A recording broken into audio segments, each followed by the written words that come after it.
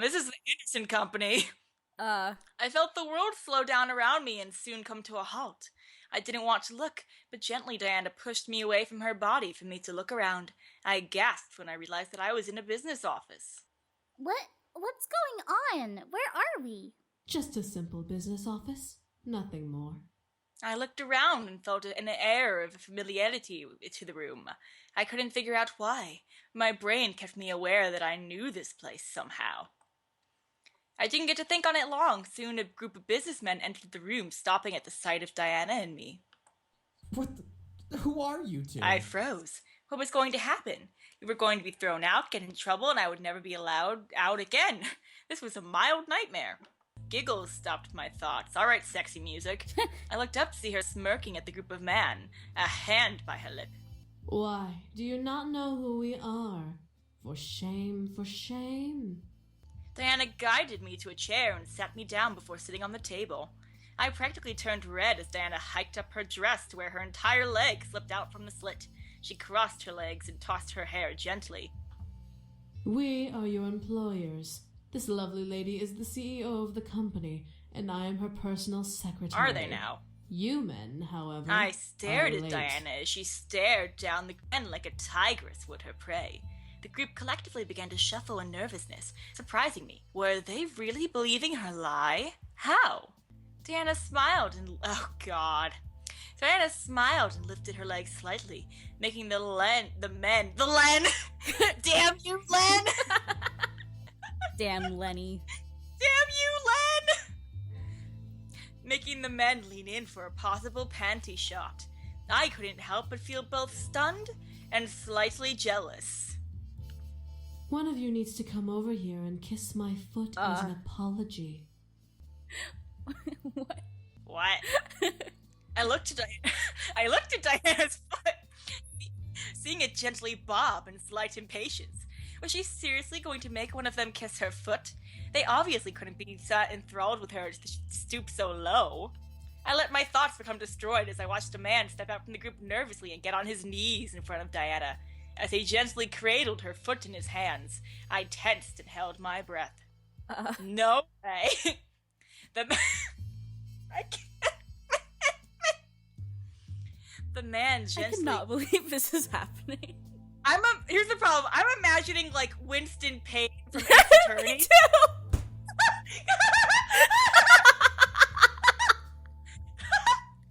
I'm so happy we're the... if you don't know who Winston Payne is, look him up. And then play the Phoenix Wright games, because they're really good. The man gently kissed over Diana's foot, making an almost sultry sigh escape her lips and sent a shiver down my spine. Diana smirked and leaned back on her hands, looking down at the man before her. My ankle next. Like an obedient servant, the man traveled his kiss to her ankle as Diana let her head fall back with another sigh. Diana? What are you doing? Proving to you how weak the human mind is. I don't know if that's what you're trying to prove here. Diana raised a hand above her and snapped her fingers, causing the group of oogling men that remained to... Oogling? Ogling? Yeah. I don't understand. That remained to straighten up like an army at attention. I felt myself tense and catch my breath in response, but I couldn't feel any power over me. I was just gay. Water, With each command, massage, the man would separate from the another group and kiss. fulfill it obediently. I watched as each man became practically a slave to her whim. Diana closed her eyes and let out a pleasured hum, making my spine tingle once again. For some reason, this irritated me beyond belief. Watching her be pampered by enthralled men made something crawl in my chest. Something dark. It's called heterophobia. I wanted it to stop! That's enough, Diana. Okay. Diana and the men around her suddenly looked to me. Diana was a little surprised, but then slightly smirked. Oh my. Is someone a little jealous? It's not like that. Just stop it. You've proved your point. Diana chuckled, making me wince. Would she stop? She wasn't obedient like the boys, so who knew with her? Diana then snapped her fingers, surprising me and forcing the men around her to huddle where they were previously. I have proven my point, haven't I? Oh, well. I guess I got a little carried away. Diana ran a finger over her lower lip and giggled at my face, though. What? You're adorable when you're jealous. My face turned red, and I covered my cheeks, glaring at Diana. She giggled again before snapping her fingers and making the room around us fade away into darkness. A mere breath later, we were back in my bedroom with both of us on my bed. Diana stretched her arms up and smiled at me. So, now do you understand I gritted the my vulnerability teeth. of humanity? Humans weren't as weak as she claimed. You keep I skipping couldn't over believe Diana's it. lines. I just don't want to hear her speak anymore. So, now do you understand the vulnerability of humanity? I gritted my teeth.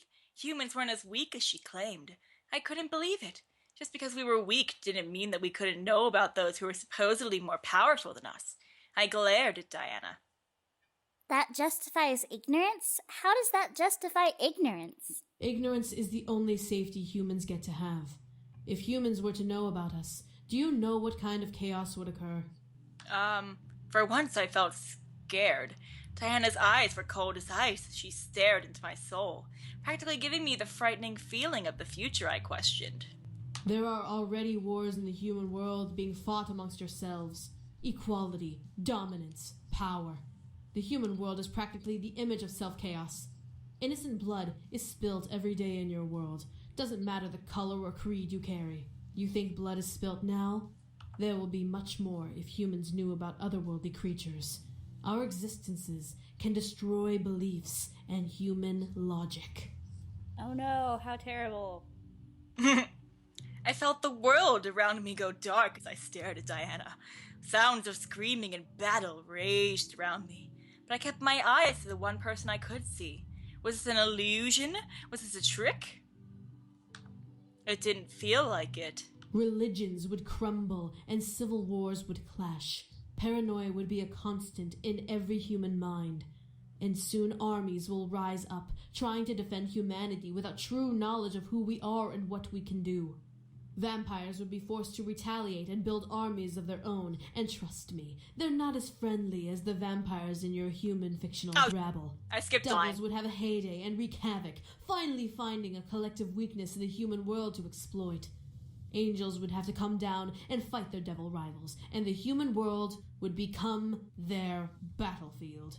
I imagined devils like Maliks ravaging cities and killing people while soldiers tried to fight back, failing and dying at every turn.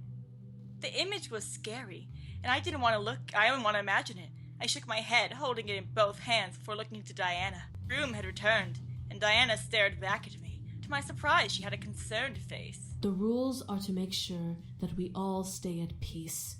To have us all fighting at once would result in a massive cataclysm that would engulf everything and Diana everyone, finally broke away no from the matter gaze she what held on me you were. and stared at the far wall. I could see a look of fear rush through her eyes as she looked away from me. I almost felt sorry, but my confusion covered my concern. Demons already have enough on our collective plates. We don't need to become the backlash victims of broken ignorance. Diana. Something in Diana's eyes made my heart almost hurt. Even though she wasn't looking at me, I could almost see all of the emotions that ran in her mind just by observing her eyes. I felt bad, terrible even, for questioning her as I did. I was only human after all. However, I felt the need to comfort her. Something was going on and Diana was holding it back. Whether or not I learned more by comforting her almost didn't matter. Take her hand. Take her hand.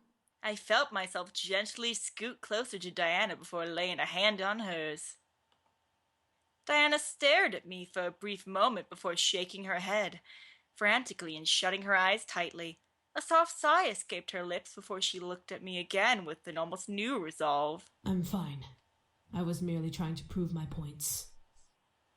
The day then became filled with Diana teaching me about magic. Even when the day ended, I needed to learn more. I began to crave it. I begged Diana to stay, despite knowing our deal.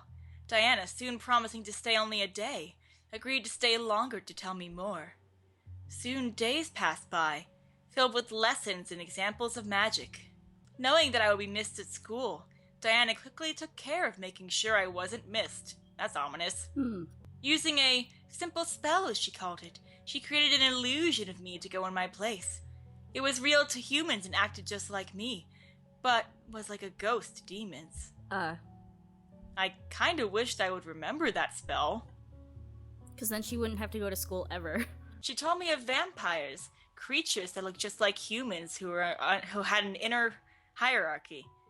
There were 4 types of vampires, but all of them were under oath by the rule of the world not to hunt humans. It was strange and it felt like a fictional novel. Haha! But Diana promised that vampires were not like the books. They had adapted to living with humans, creating a formula that allowed them to walk around during the day. They even had a blood bank as currency and made synthetic blood to quench their thirsts. They had real blood to drink, of course, but they got it either through hospital blood drives or black market means. It was surreal. Devils as chaotic as Malik's was, but they were still all under the command of a very powerful fallen angel and Devil King Satan. He, however, still had the heart of an angel. He was simply sitting in hell and waiting for an opening into the human world. Not today, Free- Satan. Free Satan! Free Satan! Free Satan! I hoped it would never come.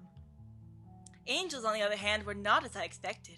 When I thought of angels, I imagined beautiful-looking human creatures with wings and halos.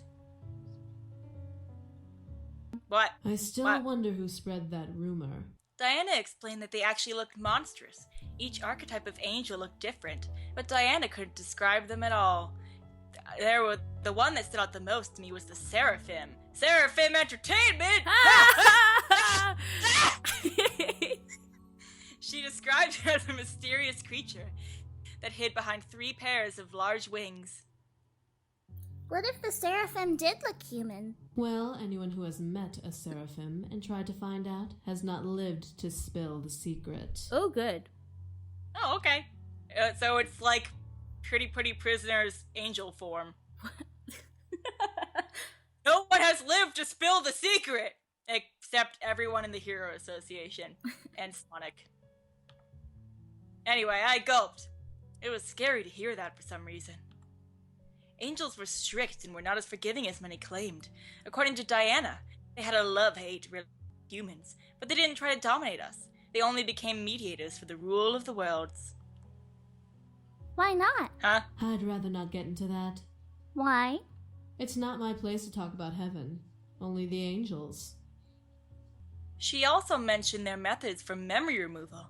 As the self-proclaimed guardians of the humans, they had the right to baptize humans who held memories of otherworldly creatures should they find any way in the human world.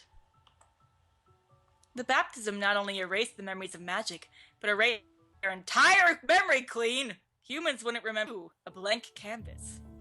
Demons... Oh, am I still here? Mm-hmm. Demons, however, unlike the others, were passive creatures that only truly cared for their own world. They had their own lands, kingdoms, and lord living there. The most powerful demon in the Abyssal Plains was the Demon Lord. He was the Incuboy... Incuboy? He was the Incuboy! He was the Incubi boy's father, and he was a ruthless man. He had conquered several kingdoms with a massive, indestructible army. Many demons died under his brutality, but when he did conquer, life for demons was like the human renaissance. What?